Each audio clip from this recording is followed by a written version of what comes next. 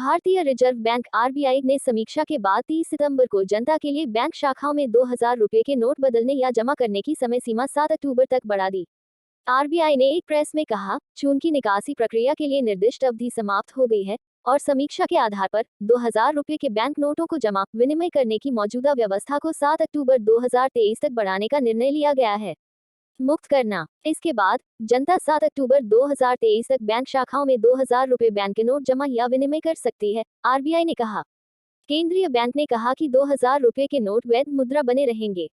29 सितंबर को money control ने विशेष रूप से बताया कि आरबीआई शेष बैंक ग्राहकों को 2000 रुपये के नोट जमा करने या बदलने की सुविधा के लिए जनता के लिए 2000 रुपये के नोट वापस करने की समय सीमा बढ़ा सकता है। 2000 रुपये के नोट वापस करने की मूल समय सीमा 30 सितंबर को समाप्त होने वाली थी।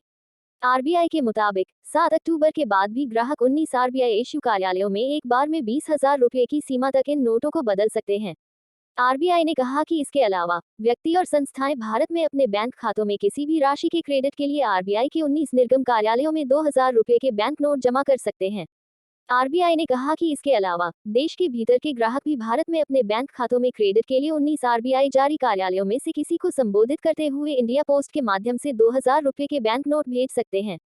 आरबीआई ने कहा, इस तरह का विनिमय या क्रेडिट प्रासंगिक आरबीआई सरकारी नियमों, वैध पहचान दस्तावेजों को प्रस्तुत करने और आरबीआई द्वारा उचित समझे जाने वाले परिश्रम के अधीन होगा। आरबीआई ने कहा कि 19 आरबीआई निर्गम कार्यालयों में 2000 रुपये के बैंक नोटों को जमा करने या बदलने की सुविधा अगली सलाह तक उपलब्ध रहेगी।